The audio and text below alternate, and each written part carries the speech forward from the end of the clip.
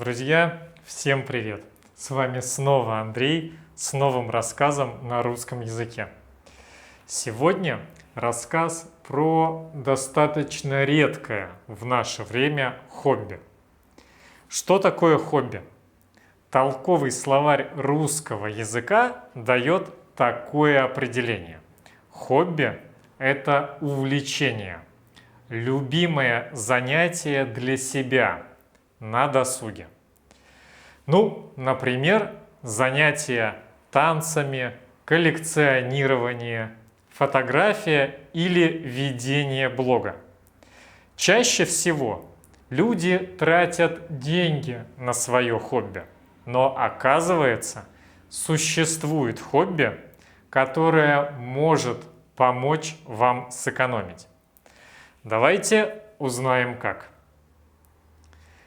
Еще недавно казалось, что шитье как хобби вот-вот исчезнет. Ведь можно что угодно купить в магазине.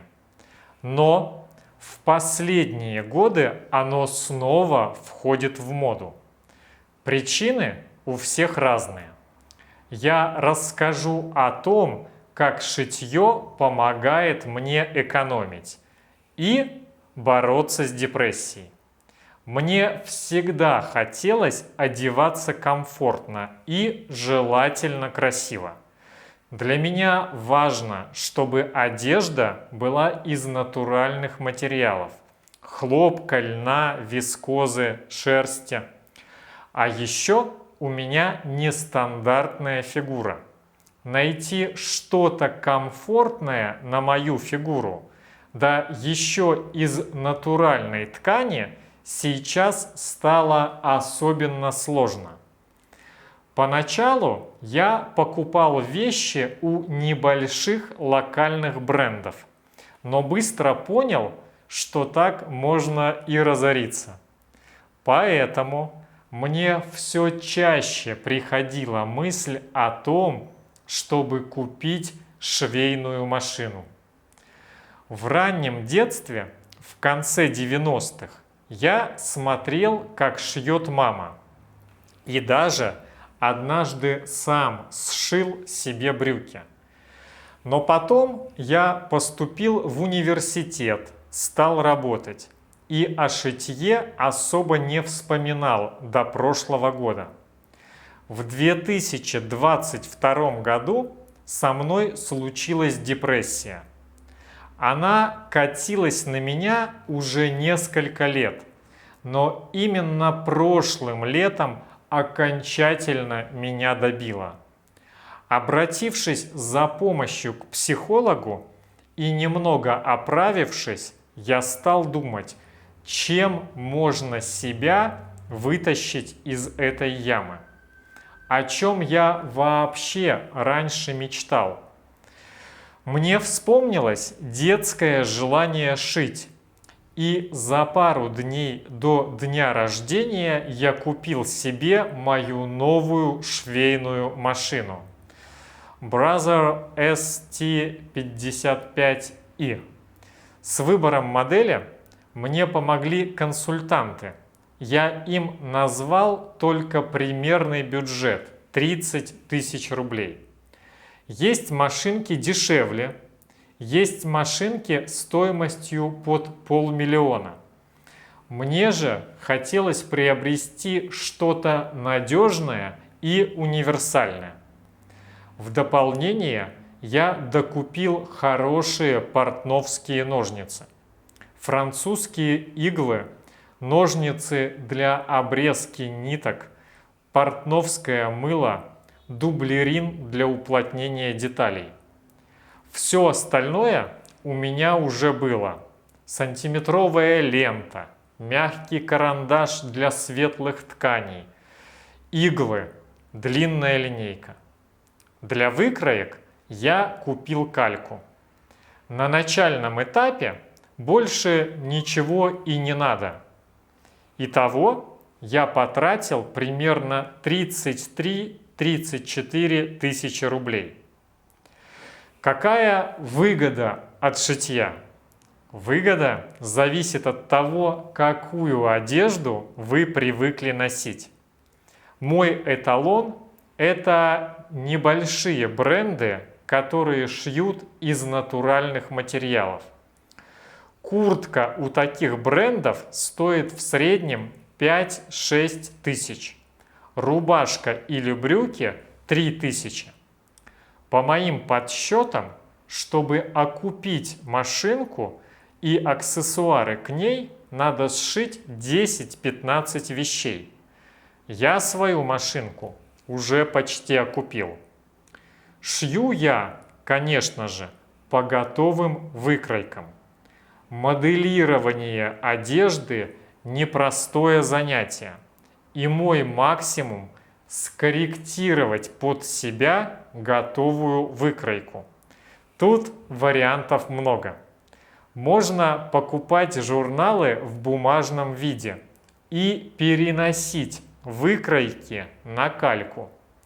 Можно покупать цифровые версии тех же выкроек, распечатывать, склеивать по меткам и вырезать свой размер. В последние годы с возрождением моды на кастомизированную одежду и шитье начали появляться авторские проекты по производству выкроек с еще более точным подбором размера. Я пользуюсь всеми тремя, но чаще всего шью по электронным выкройкам, чтобы не возиться с калькой. Рассмотрим пример с мужской рубашкой. У одного из моих любимых брендов рубашка из вареного хлопка с 8-10 пуговицами и воротником стоит 3800 рублей без учета доставки. Расход ткани на такую рубашку около 2 метров при ширине 140 сантиметров. Этот материал продается рулонами шириной 250 сантиметров, так что можно заказать 1,40 м. Я обычно так и делаю. Получается, что за отрез ткани я отдаю 650 рублей без учета стоимости доставки.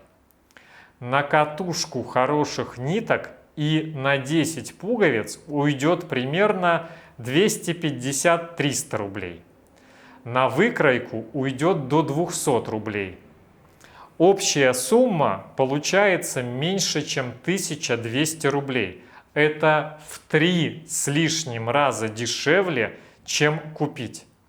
Выгода на одну рубашку составляет 2600 рублей. 13 условных рубашек и машинка окупилась. Можно, конечно, попробовать оценить в деньгах стоимость часа своей работы, но я воспринимаю шитье как хобби, которое помогает отвлечься и что-то сотворить своими руками.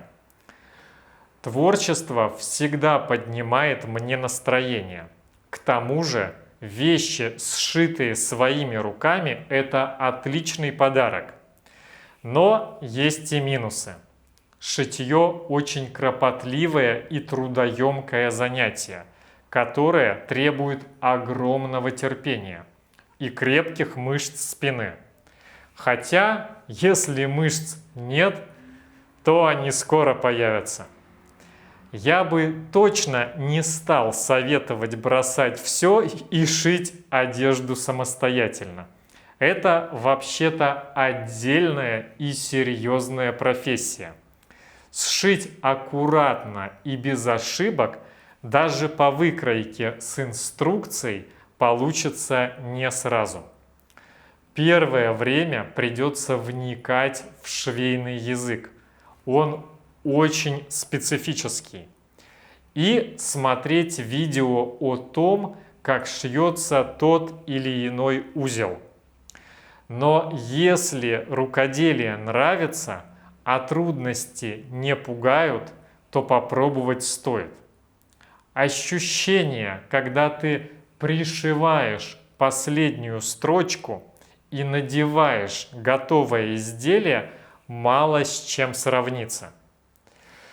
Что я совершенно точно посоветовал бы каждому, так это вспомнить, чем вы когда-то мечтали заниматься.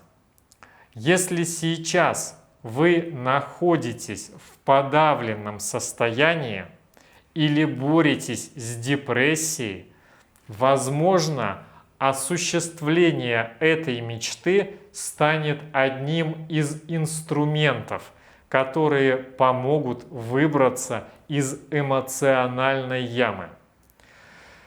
Минус у шитья только один. Все считают своим долгом сказать, что мне теперь можно увольняться с работы и открывать ателье. Друзья, как обычно, буду рад вашим комментариям на тему сегодняшнего рассказа.